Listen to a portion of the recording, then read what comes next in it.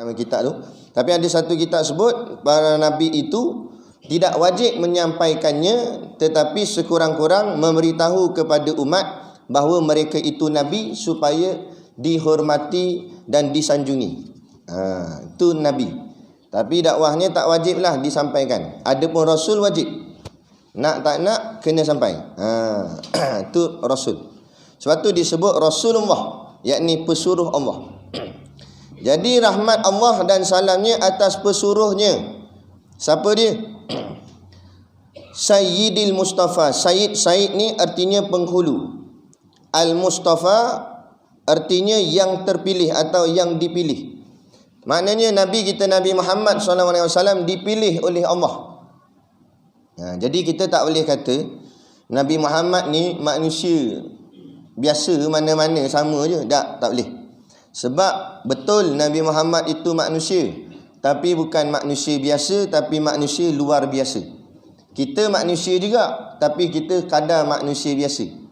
Nabi luar biasa. Walaupun Nabi dilantik menjadi Nabi pada usianya umur 40 tahun. Walaupun masa 40 tu baru jadi Nabi. Tapi sebelum 40 tu, tetap kata ulama, walaupun belum dilantik menjadi Nabi, tetapi telah dikhususkan oleh Allah, dia ni, baginda Nabi Muhammad SAW adalah bakal Nabi. Maknanya dijaga oleh Allah sejak daripada kecil. Tak payah kata masa kecil, dalam alam roh jaga dah. Dikisahkan tentang kelahiran baginda Nabi SAW. Cahaya Nabi tu melekat ke wajahnya ayah baginda Nabi, yakni Sayyidina Abdullah, ayah Nabi. Waktu tu ayah Nabi belum nikah lagi, tapi cahaya tu dah lekat dah. Jadi ada satu orang perempuan ni, dia jenis ahli kitab, dia jenis baca kitab. Baca kitab-kitab lama, kitab-kitab dulu sebelum datangnya Quran. Baca kitab Taurat, kitab Injil dan sebagainya. Jadi dalam kitab tu sebut dah ciri-ciri baginda Nabi SAW. Maka dia nampak cahaya Nabi tu ada pada wajah Abdullah. Maka dia tahu pada sisi Abdullah itulah bakal dikurniakan zuriat, iaitu Nabi akhir zaman, yakni Nabi Muhammad SAW. Maka dia cuba nak mengurat Sayyidina Abdullah. Tapi Sayyidina Abdullah tak minat ke dia. Sayyidina Abdullah minat ke Siti Aminah, yakni ibu baginda Nabi SAW. Akhirnya pendekkan cerita, jadi menikah. Menikahlah ayah Nabi Abdullah dengan maknya Aminah. Nikah. Bila menikah, cahaya tu turun daripada wajah Sayyidina Abdullah turun ke wajah Aminah. Cahaya tadi pergi ke Aminah sebab Nabi nak lahir daripada perutnya Aminah. Bila jadi begitu, hilang dahlah cahaya tu pada Abdullah. Jadi Abdullah tengok perempuan yang suka sangat kat dia dulu sebelum nikah dulu. Tengok dah tak ngurat dia dah tak beria-ia dah. Dia pun belik. Hang ni dulu kan beria-ia sangat nak ke aku. Nah, sekarang ni buat tak peduli pula dah. Kan? Awak? Maka perempuan ni pun cerita. Aku minat kat hang dulu sebab aku nampak wajah. Aku nampak cahaya pada wajahmu, yakni cahaya Nabi akhir zaman akan lahir daripada zuriatmu. Sebab tu aku ngurat hang sangat, aku minat hang sangat. Sebab semoga-moga hang kahwin aku, maka aku jadi ibu kepada Nabi di akhir zaman tu. Tetapi takdir rupanya Allah dah tetapkan, Allah memilih Aminah, kamu menikah dengan Aminah. Maka aku lihat cahaya tu sudah tidak ada pada wajahmu. Sebab tu aku tak peduli dah. Sampai tahap tu. Sungguhnya. Makna nak ceritanya, hebatnya tak hebat baginda Nabi SAW masa dalam alam roh lagi dah ada cahaya pada wajah ayah dia. Tu hebat. Dan kalau kita ada cahaya masa nak lahir dulu, tak ada. Nampak? Kena lahir blackout pula, lagi gelap. Tu kita. Jadi kita tak sama. Sebab tu Nabi dengan YB tak sama. Belakang bunyi B juga. YB pilihan manusia, Nabi pilihan Allah. Sebab tu bila pilihan manusia, kadang-kadang elok, kadang-kadang tak elok. Tapi banyaknya tak elok. Sebab apa? Sebab yang pilih YB tu pun kadang-kadang elok, kadang-kadang tak elok. Kalau orang yang elok pilih, maka hasilnya elok. Orang yang tak elok pilih, hasil pun tak elok. Itu sebab pilihan manusia. Tapi Nabi bukan pilihan manusia. Nabi dilantik bukan dengan pilihan raya, tapi Nabi dilantik oleh Allah SWT. Maka Allah tak ada sebarang pada diri Allah yang perkara yang tak elok. Maka bila Allah pilih, semua Nabi-Nabinya adalah paling terbaik. Sebab tu kita kena pegang, disebut dalam kitab Aqidatun Najin, semua Nabi dan semua Rasul adalah manusia yang paling terbaik di zaman dia. Walaupun kita dengar kisah Nabi Yusuf alaihissalam itu Nabi yang sangat kacak, handsome. Nah, tetapi kita kena pegang, semua Nabi kacak, semua Nabi handsome di zaman dia. Tak ada orang lebih kacak daripada setiap Nabi pada setiap zaman dia, pada setiap kaum dia. Nah, kerana Nabi-Nabi ini tidak ada cacat cela ni, tidak ada buruk-buruknya. Sebab tu berhati-hati dengan cerita yang kita ambil daripada sumber Israiliyat. Sebab tu kalau nak ambil kisah, tak payah ambil daripada Google lah. Sebab takut ianya bercampur dengan perkara yang Israiliyat. Nak ambil daripada kitab-kitab lama. Ambil daripada tok-tok guru, alim-alim ulama. Seperti contoh disebut tentang Nabi Ayub alaihissalam. Nak sampai berulat, nak kudih-kudih, berulat, bernanah bagai. Itu cerita Israiliyat. Apa benda yang dimaksudkan dengan Israiliyat? Israiliyat ni ialah mereka-mereka yang asalnya dahulu adalah orang Yahudi. Kemudian bila Islam datang, dia peluk Islam. Kemudian dia cerita apa yang dia dengar daripada orang dulu-dulu, daripada pelajaran Taurat, Injil dulu, dia pergi cerita ke orang Islam. Maka sumber daripada orang ini dipanggil kisah ini kisah Israiliyat. Jadi ada di antara kisah itu, kata ulama, ada yang boleh kita ambil, ada benda yang tak boleh. Selagi mana cerita Israiliyat itu tidak bercanggah dengan hukum syarak, tak bercanggah dengan Quran hadis, maka boleh diterima. Tapi tidak sampai tahap wajib diimani, kerana ia hanya khabar kisah saja. Adapun Quran hadis tak boleh tolak, wajib kita terima dia sebulat-bulatnya. Ada kadang-kadang ada kisah yang bercanggah dengan Quran hadis, maka ditolak oleh alim ulama. Sebagai contoh, kata ulama, disebut Nabi Ayub ni berulat-ulat, sampai bernanah-nanah. Yang ni ulama mengharamkan, sebab ia merendahkan martabat kemuliaan para nabi dan para rasul. Sebab bila kita kata Nabi Ayub sampai bernanah-nanah, jadi jijik ke Nabi, maknanya Nabi ni jadi ngotor. Itu merendahkan, tak boleh, hukumnya haram, kata ulama. Sebut dalam kitab Aqidatun Najin, boleh cek dalam kitab. Haram, tak boleh. Jadi nak kena kata macam mana? Kita kata ya, Nabi Ayub ditimpa sakit, tapi taklah teruk sangat. Kena kata gitu. Taklah sampai jijik sangat, dah biasa-biasa sudah. Kalau nak kata jangan sampai kata matanya buta, kata rabun sudah. Sebab kalau buta cacat, mana ada Nabi cacat? Bila cacatnya Nabi, rendah martabat. Gitu. Jadi ini adab dengan para nabi dan para rasul. Jadi kita tak boleh nak kata gitu. Bagai contoh, dan kita tak boleh nak kata Nabi pun buat silap, Nabi buat salah, haram. Yang cakap Nabi buat silap, buat salah ni golongan Wahabi. Kita akidah ahli sunnah wal jamaah tak boleh cakap itu. Tak boleh kata Nabi pun buat salah, Nabi pun buat silap. Tak ada. Kalau pada pandangan zahir ianya nampak macam silap, nampak macam salah, bukan silap dan bukan salah, tapi itu adalah pengajaran buat umat. Pelajaran buat umat. Contoh, Nabi sembahyang asar 2 rakaat, 1-3. 2 rakaat. Rakaat kedua tu patutnya tahiyat awal, tak Nabi bagi salam, Assalamualaikum. Jadi sahabat belakang tegur, ya Rasulullah, qasar? Sahabat tanya, ya Rasulullah, sembahyang qasar ke? Pendek kan ke 2 rakaat? Nabi kata, lah, tak tamam. Nabi kata sembahyang penuh 4 rakaat. Sahabat kata, penuh macam mana, baru 2 rakaat ni? Nabi pun bangun balik, tambah lagi 2. Maka ulama kata, kejadian tu bukan sebab Nabi lalai, bukan sebab Nabi lupa, tapi kejadian tu sengaja Allah buat pada Nabi sebagai pengajaran dan pelajaran kepada umat terkemudian, yakni kita semua, supaya esok lusa kalau kita ada terlupa, kita tahu macam mana nak buat. Dalil bukti kalau sungguh Nabi terlupa, mesti perkara ni berulang lagi. Tak. Tapi perkara ni sekali tu dalam semua hidup Nabi. Maknanya ni bukan terlupa. Kalau terlupa macam kita sebulan sekali terlupa. Nak macam kuliah bulanan tak? Nak.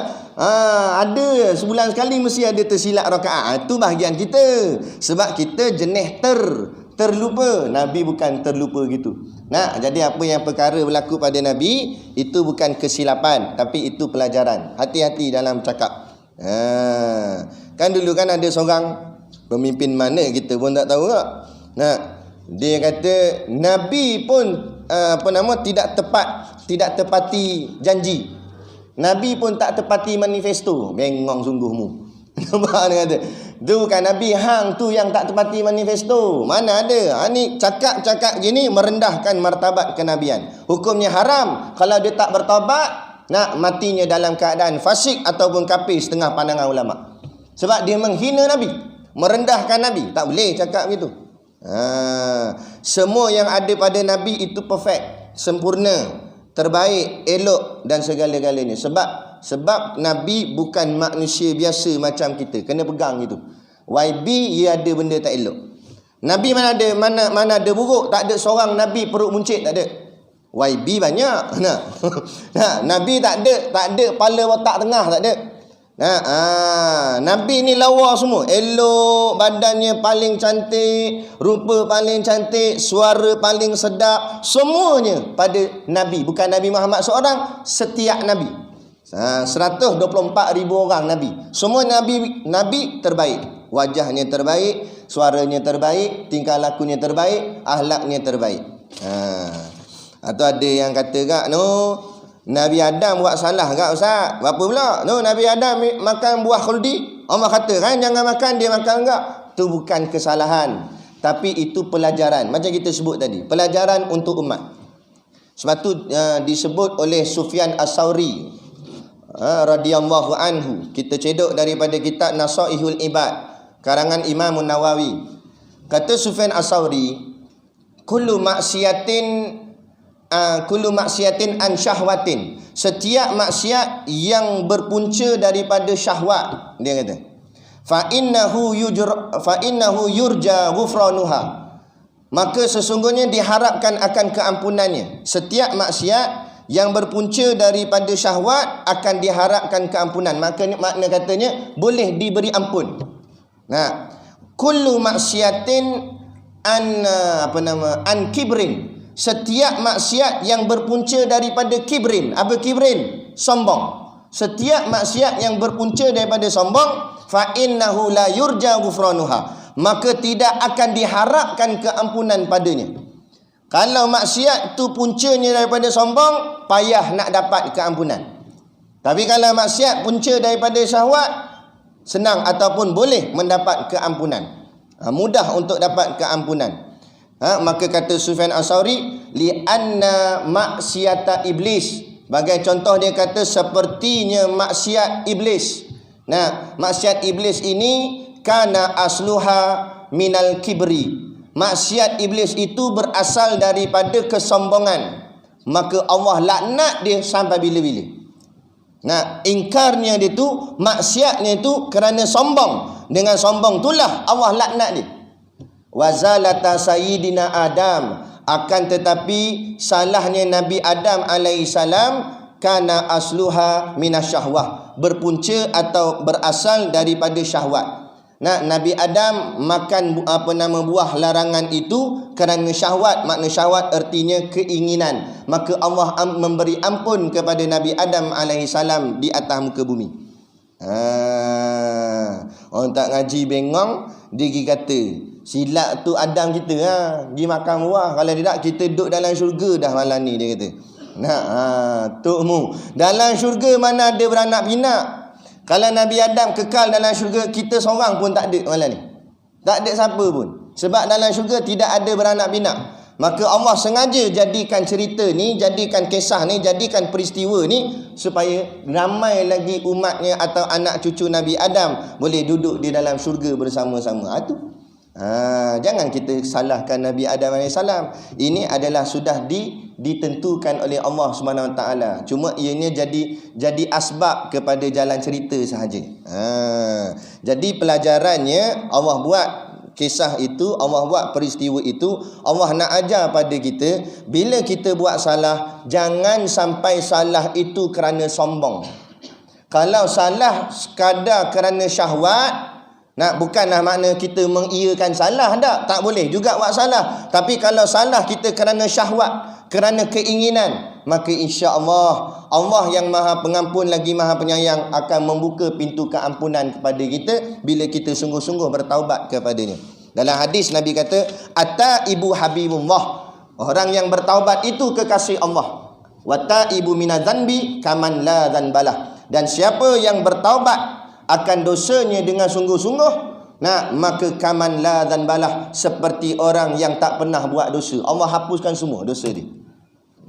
Banyak lagi lah. Innallaha yuhibbut tawabin. Sesungguhnya Allah sangat sayang kepada orang yang bertaubat. Nikmal abdu innahu awwab. Sebaik-baik hamba-Ku adalah yang banyak bertaubat.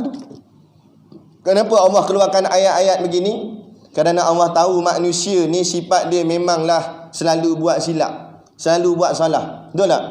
Siapa sini tak pernah buat dosa, cuba bangun nak tengok muka. Dia nak baling dengan mic ni. Mana ada seorang tak buat salah? Tok guru buat salah, ulama buat salah. Kadang-kadang ada ulama, bukan ulama kecil, bukan ulama batu kurau, ulama dunia ada kadang-kadang tersilap fatwa. Zaman dulu ada satu mazhab namanya mazhab Zahiriyah.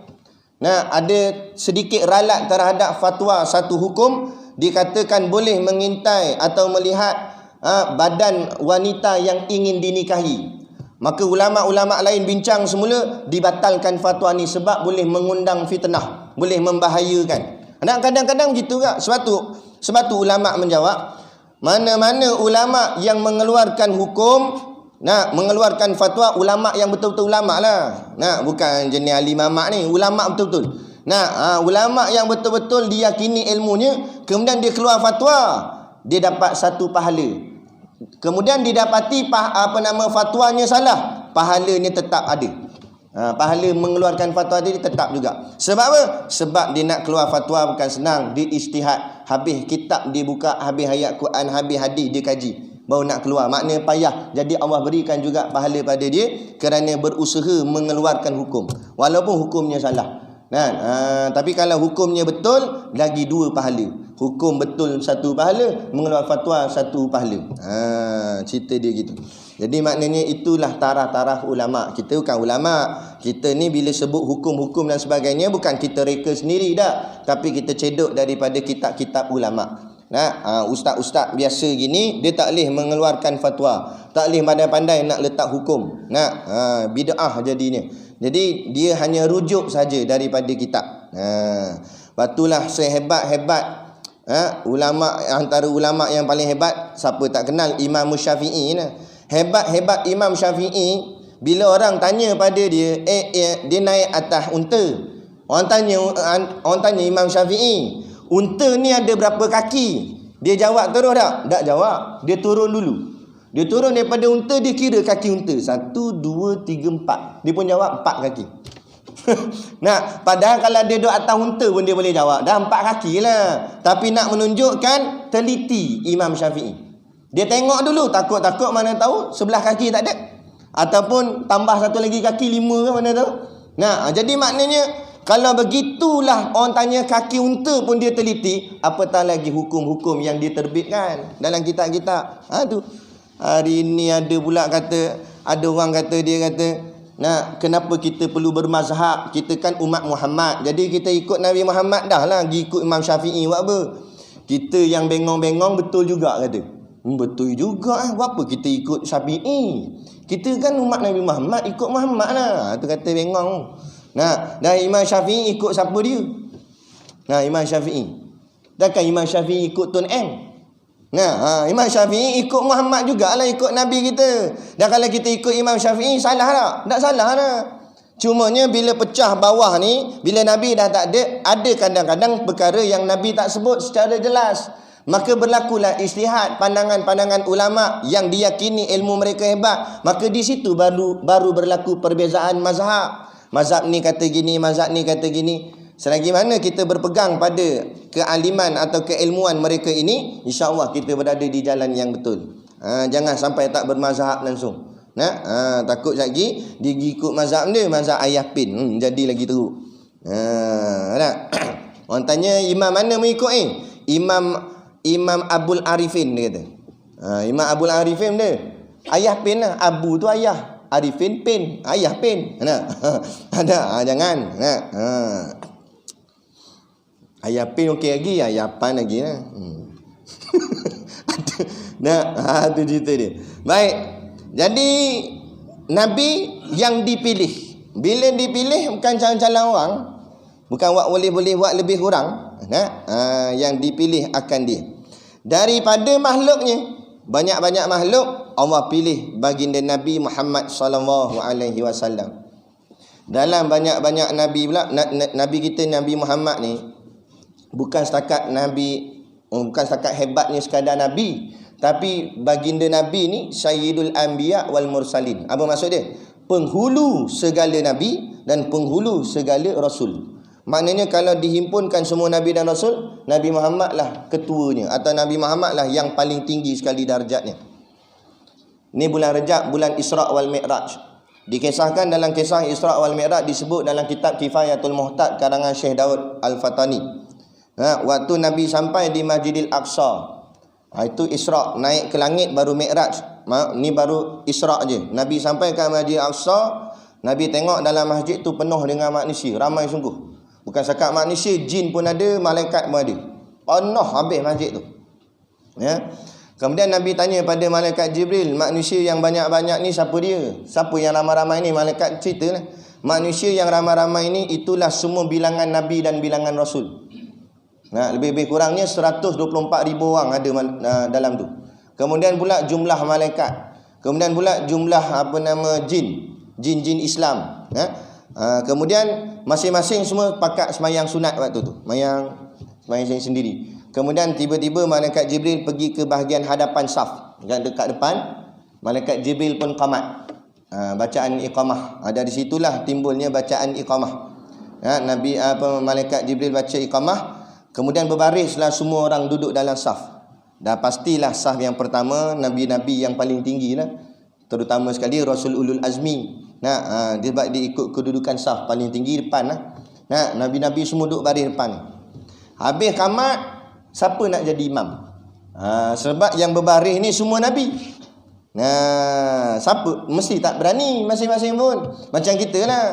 Walaupun kita memang dah biasa dah jadi imam masjid ni, tiba-tiba 100 orang ulama datang masjid ni singgah.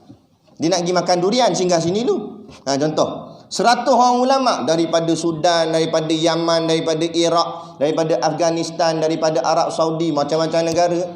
Daripada Bangladesh pun ada, macam-macam. Hebat-hebat, serban saja besar-besar kuali serban. Hebat-hebat, pegang tongkat lah, yang tasbih gantung ke leher pun ada.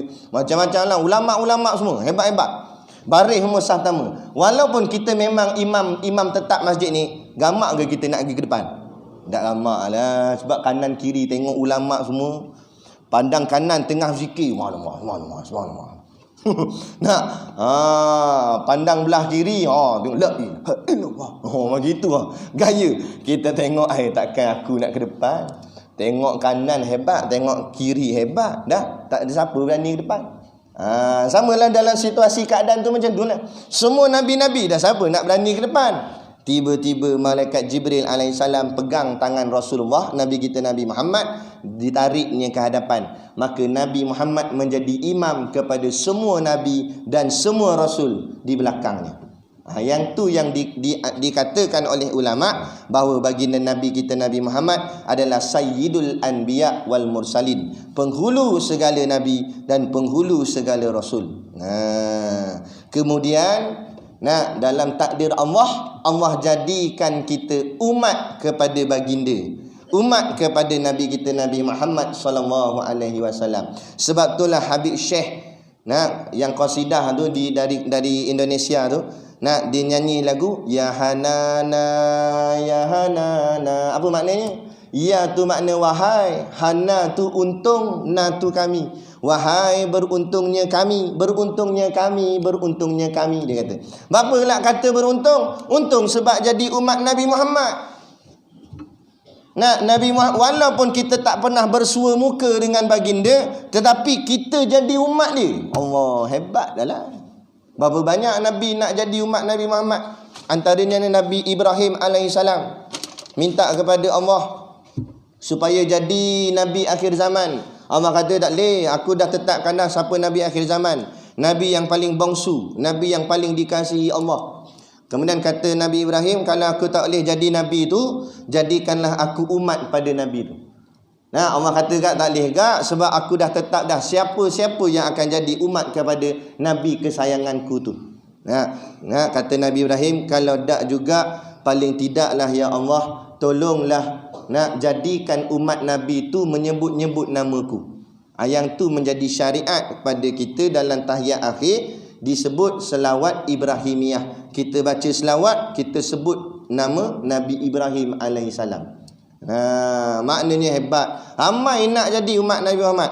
Tiba-tiba kita bukan pilihan, bukan kita minta pada Allah pun dulu. Tiba-tiba lahir-lahir Allah jadikan kita lahir dalam keadaan sebagai umat kepada baginda Nabi Muhammad sallallahu alaihi wasallam. Tak rasa beruntung ni. Kan? Tapi bila saat Nabi dihina, senyap saja, tak kata apa. Nah, orang buat himpunan bagi alasan ada kerja.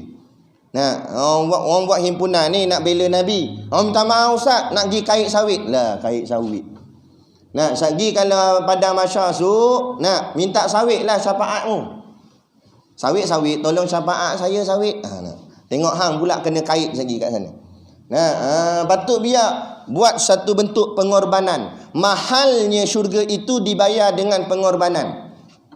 Pengorbanan, sebab itulah anak Nabi Adam diuji dengan korban Habil dan Qabil. Pengorbanan. Nah, Nabi Ibrahim dan Nabi Ismail diuji dengan apa? Pengorbanan. Kerana nak beli syurga Allah bukan dengan duit ringgit. Nak beli syurga Allah bukan dengan banyak sembahyang sunat. Nak beli syurga Allah bukan dengan baca Quran sampai terkoyak muka surat. Itu bahagian amalan. Tapi nak beli syurga Allah dengan pengorbanan yang kita sanggup buat. Kerana Allah kita sanggup. Maksud pengorbanan macam mana? Kita sayang satu-satu benda, tapi kita sanggup korbankan yang kita sayang demi kerana Allah dan Rasulnya. Itu nama pengorbanan. Kalau semayang sunat kita jadi pengorbanan, besar semayang sunat tu. Mana? Patut nak buat lepak duk tengok TV. Dah, kita tinggalkan TV, kita semayang sunat. Pengorbanan tu. Macam malam ni kita nak dengar berita, tapi kita rasa ilmu tu lebih penting, lebih hebat. Kita korbankan tengok berita, korbankan hidup duduk depan televisyen, kita duduk di masjid untuk dengar kuliah. Pengorbanan namanya. Maka bila jadi pengorbanan, ganjarannya Allah beri besar. Pahalanya sangat besar. Bila pahala besar, pahala itulah yang menjadikan berat timbangan, akhirnya boleh masuk ke dalam syurga Allah insya-Allah. Aduh. Sebab tu, tapi kalau dia tak jadi dalam bentuk pengorbanan macam ni, malam ni kita yang datang ramai-ramai ni, kadang-kadang ada yang berkorban, ada yang tidak berkorban. Ada orang dia keinginan lain, tapi dia sanggup korbankan keinginannya untuk duduk di dalam majlis ni. Kadang-kadang ada tu yang duduk di kampung yang jauh, kampung duduk dalam lagi, tapi dia dengar sini ada majlis ilmu, bergegah-gah start motor masuk sini. Jadi pengorbanan, jadi mahal. Ada orang memang dia datang rutin dah, dan dia bukan niat pun nak belajar, tapi dia datang nak pergi mana dah, bukan ada nak pergi mana, pergi masjid dah lah dia kata. Nak pergi tengok wayang, mata tak nampak dia kata. Nak nyanyi karaoke, gigi tak ada. Dia kata duduk masjid je lah, duduk. Jadi tak ada niat apa-apa, duduk saja masjid. Jadi itu tidak ada pengorbanan. Memang berdapat pahala, tapi cik je lah. Dapat pahala hadir je lah. Pahala pengorbanan tak ada. Jadi sayang, rugi. Biarlah kita keluar rumah, niat kita betul-betul untuk mendalami ilmu agama Allah, untuk dekat keyakinan kita pada Allah dan kasih kita kepada baginda Nabi sallallahu alaihi wasallam. Dia begitu. Baik, jadi dalam banyak-banyak makhluk, tak payah kata penghulu Nabi dan Rasul, penghulu segala makhluk pun Nabi kita juga. Sebab itulah seorang sahabat Nabi namanya Sayyidina Muaz, bila dikabarkan kepada Muaz bahawa dia akan dapat masuk syurga, nangis dia. Nabi kata, kenapa kamu menangis? Tak suka ke? Bukan tak suka. Tetapi nak tanya, nanti dalam syurga aku akan bersama dengan engkau ke tidak? Kerana hatiku ni lebih cintakan engkau dari segala-galanya. Kata Nabi pun tersenyum. Kata Nabi, engkau akan duduk dalam syurga bersama denganku. Baru dia senyum, baru dia sonok. Kerana apa? makhluk paling terbaik sekali dalam banyak-banyak kategori makhluk, makhluk paling terbaik ialah manusia. Laqad khalaqanal insana fi ahsani taqwim. Sebaik-baik kejadian manusia. Nah, manusia alamnya hidup dua. Alam jasad pun hidup, alam ruh pun hidup. Alam zahir pun hidup, alam batin pun hidup. Tapi setengah makhluk lain dia hidup satu alam. Malaikat alam ghaib, iblis alam ghaib, dia tak hidup alam zahir. Nah, melainkan atas izin Allah boleh jelma, itu atas izin Allah. Nah, binatang alam zahir, pokok bukit buka alam zahir. Tapi hebatnya manusia ni dua alam dia boleh hidup.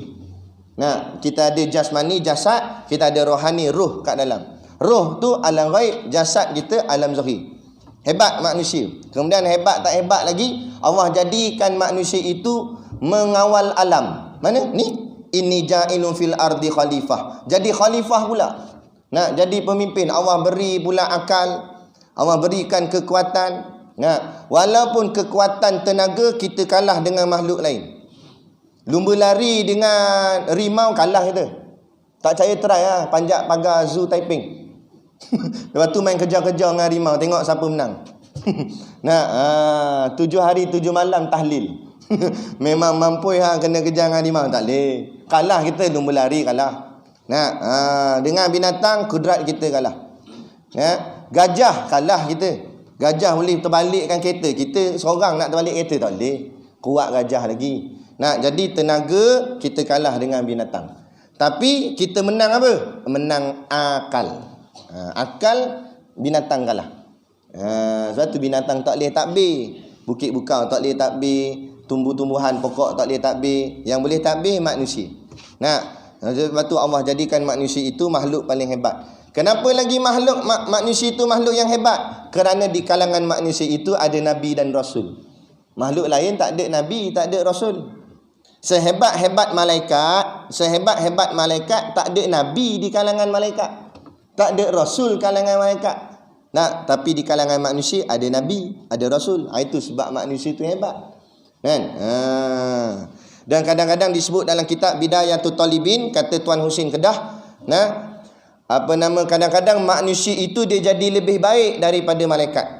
Kadang-kadang lebih jahat daripada iblis. Kedudukan dia. Macam mana jadi lebih baik daripada malaikat? Kerana malaikat dia boleh taat sebab dia tak ada halangan.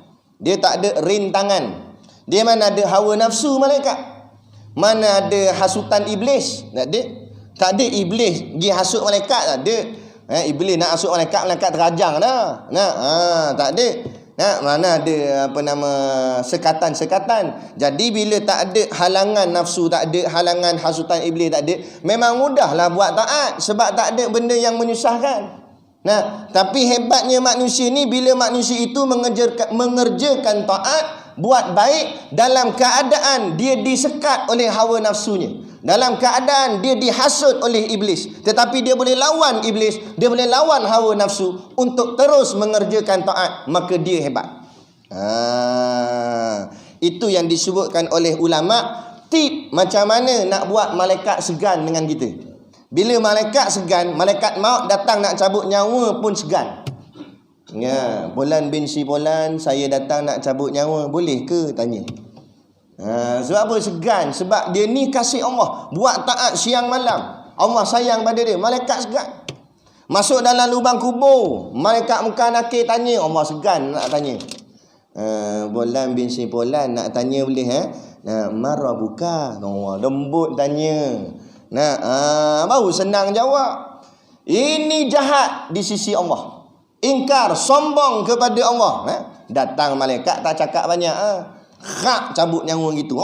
Tengangang gitu. Masuk dalam lubang kubur pula, tak ada dah. Marab buka. Suara kerah dah. Lepas tu kata guru kami, kalau soalan tu senang, tapi kalau ditanya dalam keadaan garang, dalam keadaan suara yang tinggi, soalan senang pun jadi susah. Betul tak? Contoh kita kat sekolah, budak-budak, kita tanya soalan senang je, matematik 1 tambah 1. Allah, kacang goreng. 1 tambah 1 je, tapi ditanya dengan nada yang keras. 1 tambah 1 apa? Agak-agak budak tu boleh jawab. Budak sampai nak terkencing, geletak kaki. 5 jawab. Terima, cikgu tanya. Nampak? Sebab apa? Sebab garang. Padahal soalan mudah. Nah, bila soalan tu memang mudah, tapi tanya keras, dia jadi jam kepala. Jadi hang sekejap. Tapi kalau ditanya dengan lembut, walau soalan susah jadi senang. Marabuka, tanya orang lembut, dia tanya. Kita pun kata Allah lah. Senang jawab. Sebab apa lembut? Macam cikgu sekolah tanya, 1 tambah 1 berapa, dik? Tanya lembut gitu, senang jawab. Tu kita buat perkara-perkara kebaikan, insya-Allah malaikat pun jadi segan, kan? Tu kata. Jadi kadang-kadang lebih baik daripada malaikat. Dan tuan-tuan, kita malam ni lebih baik daripada malaikat tak malam ni? Takut nak ngaku, memang malaikat maut ada belakang. Dia kata, berlagak aku cabut lagi, betul. Tak apalah, makna kata bukanlah kita nak berlagak dengan malaikat tak, tapi kita cuba jadi yang terbaik. Cuba jadi yang terbaik. Moga-moga insya-Allah. Kadang-kadang kata Tuan Husin, manusia tu jadi lebih jahat daripada iblis. Ada lebih jahat daripada iblis. Dalam hadis Nabi kan sebut, bila dengar azan berkumandang, setan akan lari terkentut-kentut. Takut dia dengar azan. Takut dengar azan tu. Tapi berapa ramai manusia Islam dengar azan subuh, dia tarik selimut. Sikit takut, lari pun tidak. Setan kejut dia, jom lari azan tu, jom lari. Dia jawab dia, leatan azan dia pun tarik selimut. Setan pun terkejut, setan kata, lagi setan rupanya. Setan pun terkejut, dia kata, dia lagi power. Aku takut, dia kata. Iblis takut betul, setan pun takut. Dia tak takut Allah. Tu kata kadang-kadang dia jadi lebih jahat daripada setan. Janganlah jadi begitu. Moga-moga kita. Dia gitu. Jadi dalam banyak-banyak manusia itu, Allah pilih di kalangan manusia itu Nabi dan Rasul. Dari kalangan banyak-banyak Nabi dan Rasul pula, Allah pilih yang paling terbaik, Nabi kita Nabi Muhammad sallallahu alaihi wasallam. Beruntunglah kita menjadi umat kepada baginda Nabi Muhammad sallallahu alaihi wasallam. Nama pun sedap dah, Muhammadun. Muhammad, asal kataan hamdun, artinya puji. Muhammadun, yang terpuji, yang terbaik. Itu nama Nabi kita. Sebab tu kalau ada anak nak bubuh nama apa-apa, bubuhlah, tapi kalau boleh lapik dengan Muhammad kat depan. Contoh Muhammad sekian-sekian, Muhammad Umar, Muhammad Kasim, biar ada Muhammad. Moga-moga jadi manusia terpuji. Ada nama Nabi. Moga-moga senang dapat syafaat sebab namanya sama dengan nama Nabi Muhammad. Ada, biar ada keberuntungan. Kita nak nama sama dengan artis. Buh nama anak Shahrukh Khan, nak hidung kemek. Nak telinga capang, Shahrukh Khan nama. Tak payahlah nak ikut ke nama artis. Buh nama ni, nama sahabat, nama alim-alim ulama, nama-nama Nabi, nama-nama Asmaul Husna, nama-nama yang baik. Dia kata orang suruh nama Abu Bakar, dia kata itu nama orang tua, dia kata. Masa tua-tua juga, masa muda-muda lah Abu Bakar pun. Bila tua jadi tua kak. Kalau nama James Bond pun dah tua-tua juga. Bukanlah nama tu memang jadi tua terus tak. Tapi inilah fahaman kita yang terpedaya dengan barat dan sebagainya. Konon nak nama-nama realistik, nak nama-nama moden, nak nama-nama canggih, padahal jadi tak ada makna, batu kosong, tak ada apa-apa. Kita nak biar dengan berkat supaya nanti di padang mahsyar dapat keberkatan. Tak nama sama dengan Nabi tak apa lagi, nama sama dengan ulama. Kerana bila siapa nama sama dengan ulama, Allah akan tanya dia, siapa sini. Mula-mula Allah, dia ni katalah dosa dia banyak, berat-berat timbangan dosa banyak. Kemudian Allah tanya, cuba malaikat cek balik buku catatan dia, ada tak dia pernah duduk di dalam majlis ulama. Allah tanya sebab nak dapat syafaat ulama ni. Cek buku catatan, kata malaikat tak ada. Dia adalah hari tu ada ulama buat kuliah dekat masjid, dia singgah lah, tapi dia tak duduk di singgah berak. Itu pun tak flash. Lepas tu dia belah. Tak lekat, dia kena duduk dalam majlis. Baru Allah izin ulama tu syafaat dia. Tak apa lagi, Allah tanya korek lagi, buka lagi tengok ada tak dia makan dengan ulama. Sekalipun dia tak makan semeja, sekalipun tak makan setalam, katalah contoh dia makan kedai tu, kebetulan ada ulama singgah kedai tu, makan kedai tu, dia dikira makan dengan ulama. Allah untung. Tu kata ulama berkat. Ada tak? Cek balik, tengok tak ada, dia pergi pun bungkus je. Lepas tu dia balik. Sebab dia tengok geng lebay ada pula, dia pun bungkus je. Tak ada juga. Lah kali yang ketiga Allah tanya, cuba cek nama dia sama tak dengan nama ulama. Mana-mana ulama atas dunia dulu, ada tak nama dia sama dengan nama ulama ni? Cek tak ada, memang tak ada. Nama John Travolta. Nama kebelik nama. Mana ada nama ulama gitu. Tapi kalau ada, sebagai contoh, tengok-tengok nama Siddiq. Allah akan panggil Ustaz Siddiq Kebetulan nama sama, Allah tanya, nak tak kamu syafaatkan dia sebab namamu sama dengan dia? Kalau ulama tu bagus, dia bagi. Tengok-tengok nama Hadi, sama dengan Tok Jadi, panggil Tok Jadi. Nama Abu Bakar, panggil sahabat Nabi Saidina Abu Bakar. Untung. Ni nama pelik-pelik nama. Nama Guaeng contoh, siapa nak panggil mana?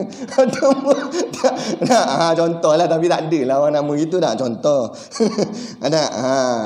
Jadi nama biar nama kan sama pejuang-pejuang agama, alim-alim ulama, barulah ada bahagian kita nanti esok kan. Dia gitu.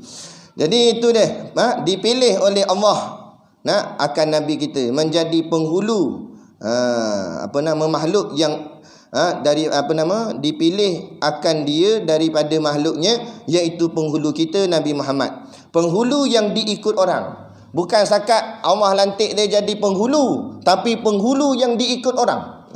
Itu yang disebut sebagai Sayyidil Mustafa. Mustafa pula tadi Mustafa. Mustafa artinya terpilih. Mustafa yang diikut orang. Dalam buku kajian orang putih, ensiklopedia. Kalau betul tak sebut tu, ensiklopedia macam tu. Dalam buku tu dia senaraikan 100 tokoh terbaik dunia. 100 orang yang menjadi terbaik di dunia sepanjang zaman. Nombor 1 sekali Muhammad bin Abdullah. Yang buat buku ni bukan orang Islam, yang buat buku ni orang kafir. Tapi berdasarkan kajian dia kaji, dia nampak Muhammad bin Abdullah manusia paling terbaik. Tak yang kata zaman ni baru nak kaji, daripada zaman dulu. Daripada zaman dulu, tentera kafir Quraisy pernah hantar dia punya SB dia. Mata-mata dia pergi siasat Muhammad ni, asal ramai sangat pergi ikut dia. Cuba pisahkan geng dia, pecahkan. Ini strategi sama. Modus operandi ni daripada dulu lagi sampai sekarang. Bila nak rosakkan jemaah Islam, nak rosakkan Islam, pecahkan kumpulan dia, pisahkan pimpinan dengan geng dia. Sama. Jadi mereka ni hantar, suruh buat jadi gaduh, buat fitnah antara Muhammad dengan pengikut Nabi Muhammad. Jadi mata-mata ni pergilah usah, pergi cek balik dengan jawapan yang hampa. Dia kata tak boleh nak buat apalah. Kenapa tak boleh? Asal hang tak fitnah dia? Tak boleh. Nak fitnah macam mana? Aku tak pernah tengok pemimpin sehebat dia. Dia pula mengaku, padahal dia kafir. Aku tak pernah tengok pemimpin sehebat dia. Awak pula hang cakap gitu. Bos dia tanya. Dia kata hebat tak hebat macam mana? Dia meludah semua pengikut dia tadah. Aku tak pernah jumpa pemimpin Parsi ke, pemimpin Rom ke, ludah memang orang semua ke tepi. Tapi Nabi Muhammad bila dia ludah, pengikut dia tadah. Mana nak cari pemimpin macam ni? Macam mana aku nak fitnah dia? Begitu kuat pengikut dia dengan dia. Allah dahsyat. Dia kata hebat Nabi kita Nabi Muhammad. Nabi Muhammad ludah tadah. Bila Nabi Muhammad gunting rambut, semua pakat tadah rambut Nabi. Tak ada selai pun jatuh ke tanah. Nabi berbekam. Nabi kata buang darah ni pada tempat yang orang tak nampak. Nabi pesan ke sahabat. Sahabat tu pun lari-lari dalam semak. Dia kata kalau aku buang mana-mana pun orang nampak juga. Cuma satu tempat orang tak nampak, dalam perutku. Dia pun minum darah tu. Bila balik ke Nabi tanya buang kat mana? Dia pun kata seperti yang Nabi cakap lah, buang kat tempat yang orang lain tak nampak. Kat mana Nabi tanya? Dalam perut aku ya Rasulullah. Nabi pun senyum. Nabi kata, Allah haramkan dagingmu daripada dibakar oleh api kerana darah kemuliaanku ada dalam darahmu.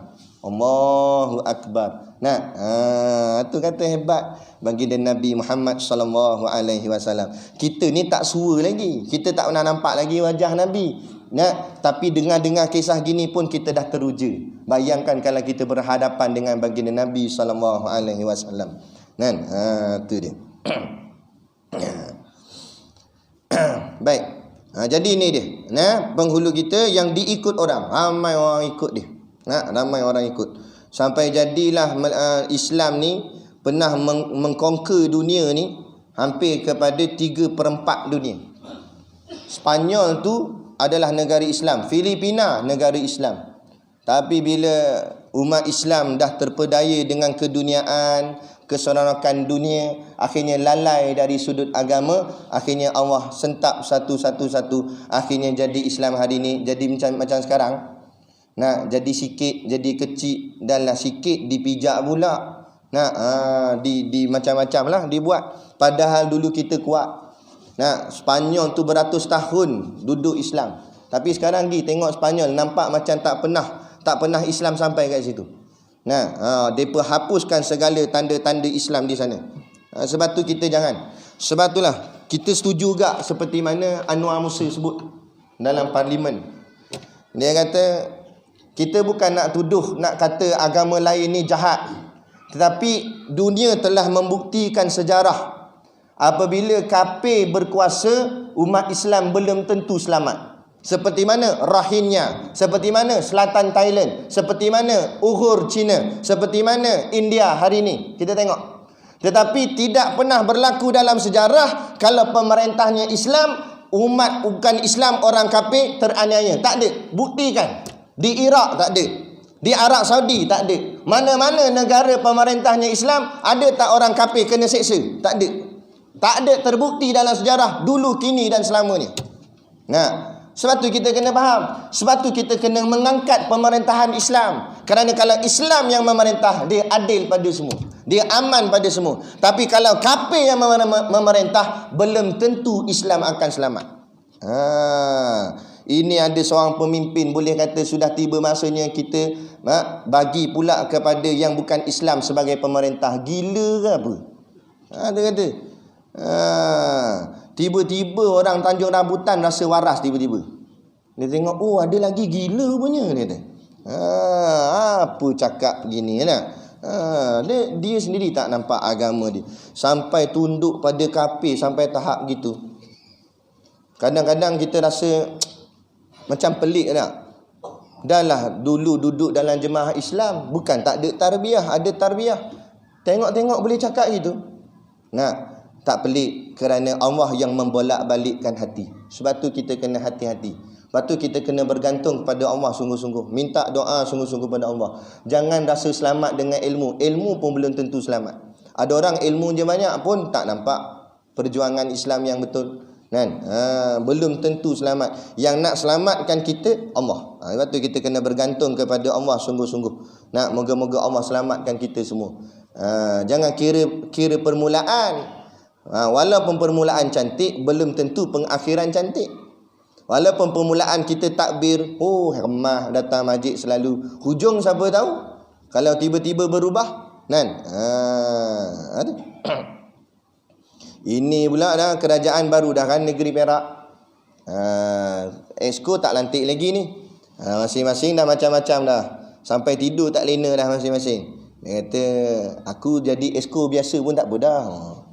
Berangan lah. Ada seorang lagi pula kata, dia kata, aku tak adalah sampai nak harap jadi exco. Jadi driver MB tak apa dah. Driver MB pula dah. Mula. Jangan sampai macam tu. Tak apa kalau orang lantik kita, tak ada masalah. Kita berjuangkan dengan penuh amanah. Tapi jangan sampai tahap meminta-minta, mengharap-harap. Ada rezeki ada, tak ada sudah. Kita tetap memperjuangkan Islam walaupun di mana kedudukan kita berada. Macam kita semayang. Kalau kita semayang sah depan pun kita sujud, kita semayang sah belakang pun kita sujud juga. Bukan bila semayang sah depan sujud, semayang sah belakang tak nak sujud. Mana boleh gitu? Maknanya begitu juga dalam perjuangan. Duduk atas pun berjuang, duduk bawah pun berjuang. Jangan sampai nak kata tunggu duduk atas baru nak berjuang. Tak, semua kena berjuang. Allah tak tanya apa pangkatmu akhir sekali. Allah tak tanya apa jawatanmu akhir sekali dalam perjuangan Islam. Allah tak tanya tu. Yang Allah tanya, mau berjuang ke tak berjuang? Apa guna kalau jawatan tinggi-tinggi tapi tak berjuang? Tu. Jadi yang kita nak ialah berjuang tu. Tapi kalau dalam hati ada kegilaan dunia, dia harapkan jawatan lah. Itu yang akan jadi rosak pada diri kita. Baik, jadi penghulu yang diikut orang akan dia dengan pekerjaan agamanya. Dan yang diikutnya Nabi ni dengan sebab pekerjaan agama. Maksud pekerjaan agama tu, pekerjaan tu bukan kerja apa ni, bukan masuk kita cari kerja ni. Maksudnya pekerjaan tu urusan. Maknanya yang diikut Nabi ni adalah urusan agama. Kita ikut Nabi dari sudut urusan agama. Adapun urusan yang tak berkait dengan agama, terpulanglah. Contoh traffic light. Nak buat hijau jalan, kuning macam nak berhenti, merah berhenti, itu terpulang. Nak tukar warna lain boleh. Nak buat jalan tak nak asyik hijau je, nak buat jalan pink boleh. Nampak? Cuma pelik lah tengok, tapi tak ada masalah sebab dia tak ada kaitan dengan agama. Sebab tu kalau kita perasan, tengok ulama-ulama kita, benda yang tak ada kaitan dengan agama dia tak cakap banyak. Contoh tukar kasut daripada putih ke hitam, ulama tak ulah mana pun bab ni, sebab dia tak ada kaitan dengan agama. Tapi bila ada menyentuh hal-hal agama, Islam ulama terus akan naik cakap. Berkenaan dengan masalah-masalah akhlak agama dan sebagainya. Yang itu bahagian agama. Kita begitu juga. Bahagian setakat masalah keduniaan, kita berlebih kurang. Mana masalah berkaitan keduniaan? Harga minyak sebagai contoh. Memang kita nak minyak turun, tapi kalau naik juga berlebih kurang sudah. Yang tu tak payahlah kita nak pulun sangat. Yang kita nak pulun sangat ni hal-hal agama kita.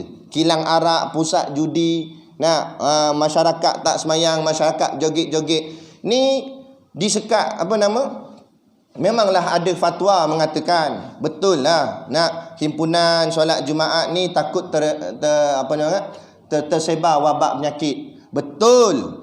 Tetapi kalau nak hentikan solat Jumaat, hentikan dulu joget-joget, kerana yang tu mengundang bala. Kalau betul nak hentikan solat Jumaat, hentikan dulu shopping kompleks. Sebab kalau ikut himpunan, situ ramai lagi. Banding semayang jemaah berapa ramai sangat. Semayang jemaah pula siap ngambil uduk, basuh muka, basuh tangan. Kementerian Kesihatan, doktor pesan kita kena banyak basuh tangan. Memang kita banyak basuh tangan, 5 kali sehari basuh tangan, ambil uduk. Sebab tu kalau balik pada Islam, insya-Allah kita selamat. Kerana ini bala daripada Allah. Ini adalah Allah timpa bala, makin jauh pula dengan agama, makin jauh pula dengan ibadat. Patut bila wabak datang, bala datang, lagi kita himpun orang ramai-ramai, buat solat sunat hajat, minta Allah angkat balik bala. Tak, kita suruh semayang seorang-seorang kat rumah. Sebab bahaya. Salam tak boleh dah ni, pandai salam. Habis semayang, kita nak salam ramai-ramai, tak boleh dah hulu, kita gini ni. Ini main gitu. Apa ke benda main gitu? Salam lah.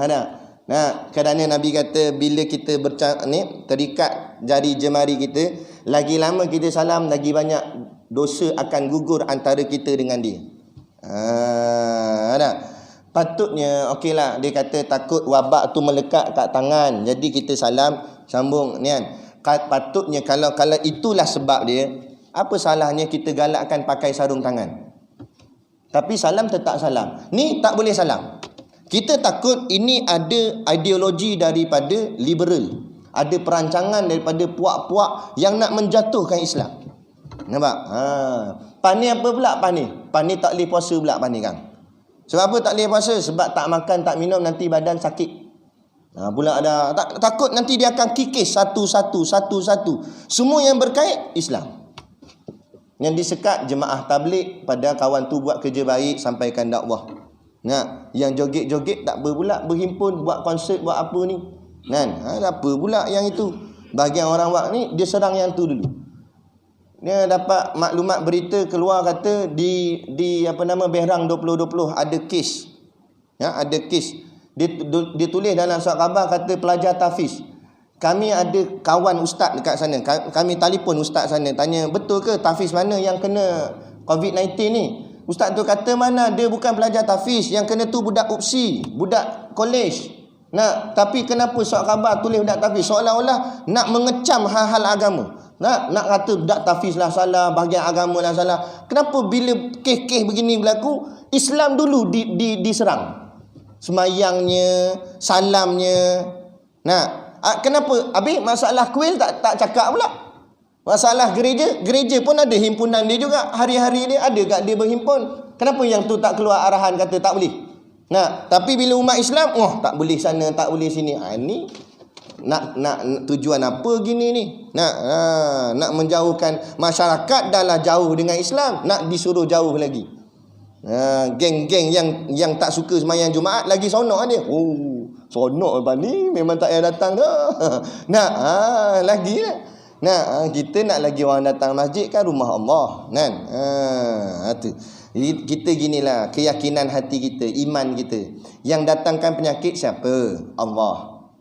Jadi kalau kita balik pada Allah betul-betul, Allah yang boleh mengangkat penyakit ni. Tapi hari ni punya manusia, dia tak nak balik pada Allah sebab dia rasa dia bijak. Terus buat kajian bagus. Kita buat kajian, cari solution macam mana nak selesaikan masalah wabak. Macam mana kita nak cari dia punya antidot dia, ubat dia, macam mana nak selesaikan. Bagus, tapi dalam masa yang sama biar ada rohaninya. Sambil-sambil mau cari antidot, buat majlis-majlis agama banyak-banyak, buat solat hajatnya, buat majlis gini, panggil ulama untuk berdoa ramai-ramai. Biarlah ada dunia dan akhirat. Bahagian dunia mengikut sains cari ubat, bahagian agama kembali kepada Allah dengan mengerjakan taat, tutup benda-benda maksiat. Ni dak, bahagian akhirat tak ada himpunan buat solat hajat, tak ditutup pusat-pusat judi, tak ditutup pusat-pusat maksiat. Tapi dalam masa yang sama cari antidot. Macam mana nak selesai? Sampai bila akan selesai kalau tak kembalikannya kepada Allah?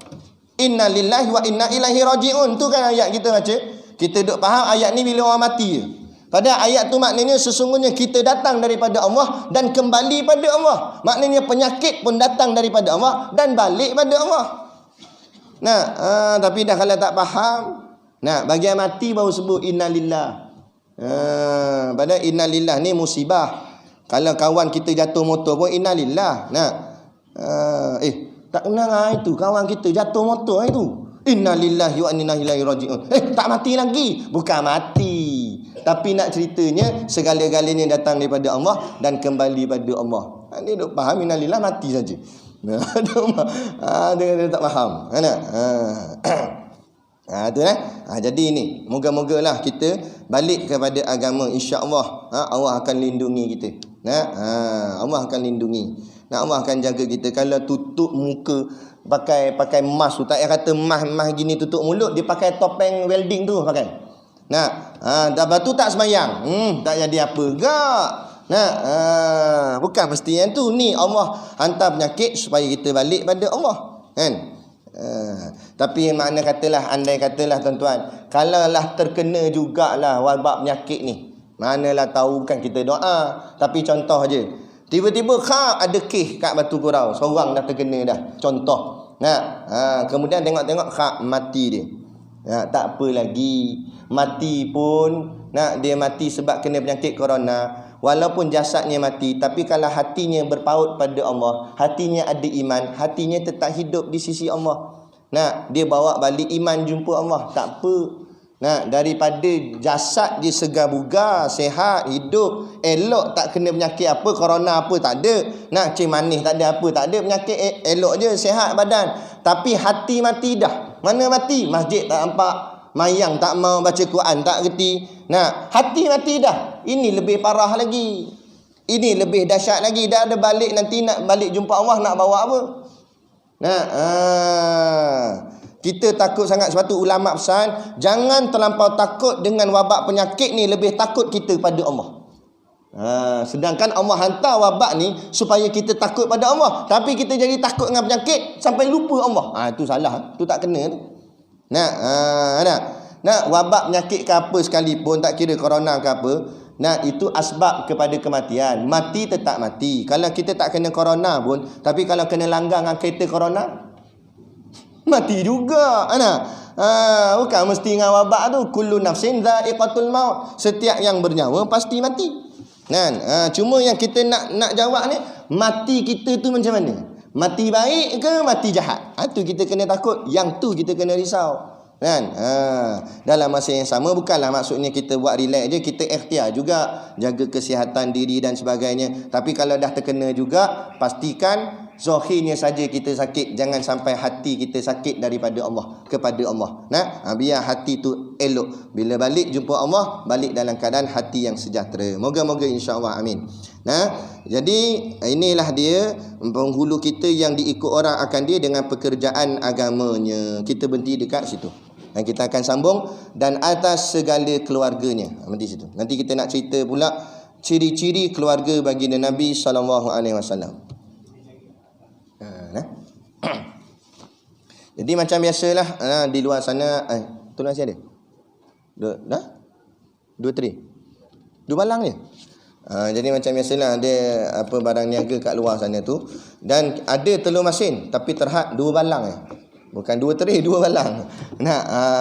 Dia tengoklah. Tapi jangan bergebuklah pula. Mana ada bahagian lah, ada rezeki adalah, tak ada nak buat macam mana. Bolehlah beli-beli sambil menderma. Kemudian kita nak buka borang tahlil. Jadi dah jadi kebiasaan di pondok kami, setiap kali menjelang bulan Rejab, Syakban dan Ramadan, 3 bulan berturut-turut ni, pelajar pondok akan berpuasa. Kerana menjadi amalan dah, amalan tradisi pondok-pondok dulu-dulu pun macam itulah amalan dia. Jadi bila budak-budak ni puasa, sebelum nak buka puasa tu, sementara nak tunggu azan maghrib, mereka akan baca tahlil. Jadi kita bawa ada borang tahlil. Siapa yang nak nama-nama arwah mereka untuk ditahlilkan, boleh ambil borang dan isi nama. Isi nama arwah, jangan nama sendiri sebab belum arwah lagi. Takut cepat pergi kan. Nama arwah itu, mak ayah kita ke yang dah tak ada dan sebagainya, tulis. Kemudian sebelah nama arwah tu ada ditulis RM. Jangan buat tak nampak pula. RM tu maknanya sumbangan. Sumbangan ni terpulang lah. Nak bagi pun tak apa, tak nak bagi pun tak apa. Jadi ada yang tanya, Ustaz, satu arwah berapa ringgit? Tak ada berapa-berapa ringgit, terpulang. Nak bagi, tak nak bagi sudah. Nak bagi bagus, tak bagi kedekut pahit. Itu je. Tapi tak ada masalah, kami terima juga nama dia dan kami baca untuk buat tahlil, tak ada masalah. Jadi boleh untuk bahagian tahlil. Kemudian pula yang itu untuk pelajar pondok. Untuk pelajar pondok. Kemudian yang kedua, kita buka juga tajaan majlis berbuka puasa untuk Ramadan sahaja. Yang pelajar pondok tadi, Rejab Syakban ni. Yang ni untuk bulan puasa bagi pelajar tahfiz. Tadi pondok, sebab kami di Batu Ampar tu ada 2 buah sekolah. Ada pondok, ada tahfiz. Pondok lain, tahfiz lain. Pondok dewasa, tahfiz ni budak-budak. Jadi kami buka tajaan untuk pelajar tahfiz. Kalau ada siapa-siapa yang ada rezeki lebih untuk nak taja budak-budak tahfiz berbuka puasa pada bulan Ramadan nanti, boleh hantar nama dan beri inilah sedikit sumbangan. Untuk makluman, pelajar tahfiz kami jumlahnya 180 orang. Semua sekali, lelaki dan perempuan. 180 orang. Jadi kami kira-kira kalau nak buat makan-makan buka puasa, paling minimum lah RM300. Nak bagi lebih pun tak apa, tapi RM300 untuk sekali. Satu malam tu je lah untuk majlis berbuka puasa. Jadi terpulang. Kalau nak bagi dengan lauk, dengan nasi, dia masak sendiri. Walaupun tak cukup 300, tapi bilangannya tu cukup untuk 180 orang. Dia masak sendiri, dia buat lauk. Boleh juga kami alu-alukan. Dan dia nak makan sekali, nak buka puasa dengan budak-budak tahfiz sekali, boleh. Cuma booking tarikh, bagi tahu kami tarikhnya bila nak datang, kami akan sambut. Kita buat majlis perdana sikit lah, majlis buka puasa perdana di sekolah kami. Itu yang pertama. Yang keduanya, kalau tak malas nak masak-masak lah Ustaz, saya bagi duit pun boleh. Kalau tak boleh nak bagi 300 ketul, nak bagi 50 saja ke ataupun berapa banyak nak bagi, boleh. Mana nanti kita akan campur-campurkan dengan orang lain sampai cukup 300, kita letak itu untuk satu majlis, satu malam. Nanti namanya kita akan sebutkan lah dalam majlis itu, kita doakan dia, kesejahteraan dia, insya-Allah. Jadi itulah. Cumanya saya nak maklumkan pelajar tahfiz kami ni jarang-jarang makan ayam. Maknanya kehidupannya tu sedikit susah lah. Sedikit susah kerana Yuran sekolah pun RM100 je sebulan. RM100. Ada yang tanya, kenapa ustaz tak naikkan yuran? Kami pun bincangan Tok Guru tak tergamak nak naik. Sebab apa? Dalam yuran 100 tu pun ramai yang tak mampu nak bayar. Kita nampak macam kadang-kadang hidup kita macam susah, tapi bila saya handle sekolah ni, saya nampak rupanya ada banyak lagi manusia lebih susah daripada kita. Ada yang rumah dia, minta maaf cakap, bukan kita hina dia, tapi rumah macam reban ayam je. Rumah dia kecil je, cukup untuk bahagian tidur, bahagian gitu je. Rumah papan-papan main tampal-tampal gitu je. Ada rumah susah, kadang-kadang anak ramai dan sebagainya. Jadi mereka pun tak mampu nak bayar yuran dan sebagainya. Jadi kita pun cuba top up yang mana boleh kita pakat-pakat bantulah. Jadi Allah beri sedikit rezeki lebih pada kita, kita gunakan rezeki yang lebih tu untuk bantu sesama kita umat Islam. Moga-moga mereka ni besar esok jadi ulama, dapatlah kita amal jariah kerana kita bantu mereka sewaktu mereka time belajar dulu, insya-Allah. Jadi kadar itulah pada malam ni. Saya mohon maaf sekiranya terkasar bahasa atau mengguris hati mana-mana pihak apapun yang kita sampaikan, untuk memahamkan masyarakat kita kepada ajaran Islam yang sebenar, insya-Allah. Jadi sekadar tu, wabillahi taufiq wal hidayah. Wassalamualaikum warahmatullahi wabarakatuh. A'udzu billahi minasyaitonir rajim. Bismillahirrahmanirrahim. Alhamdulillahi rabbil alamin. Wassalatu wassalamu ala asyrafil anbiya'i wal mursalin sayyidina Muhammad wa ala alihi wa sahbihi ajma'in. Allahumma taqabbal minna salatana wa du'aana innaka antas samiul alim wa tub alaina innaka antat tawwabur rahim. Allahumma ja'al dinana dinan nabiyyi Muhammadin sallallahu alaihi wasallam, wa islamana islamal muslimin, wa imanana imanal mu'minin, wa salatana salatal khashiin, wa a'malana a'malas salihin, wa niyatana niyatal mukhlisin, wa dhunubana ya Allah dhunubal mustaghfirin, wa hayatana hayatal ulama, wa mautana bimautis syuhada, wa adkhilal jannata ma'al anbiya'i alaihimus salatu wassalam. Allahumma barik lana fi Rajabi wa Sya'ban wa balikna Ramadan. Ya Allah, berkatilah kami di bulan Rajab dan Sya'ban, dan sampaikan kami di bulan Ramadan. Wa sallallahu ala khairi khalqihi sayyidina Muhammad wa ala alihi wa sahbihi wa sallam. Subhana rabbika rabbil izzati amma yasifun, wa salamun alal mursalin walhamdulillahi rabbil alamin. Amin ya rabbal alamin. Taqabbalallahu minna wa minkum. Takbir.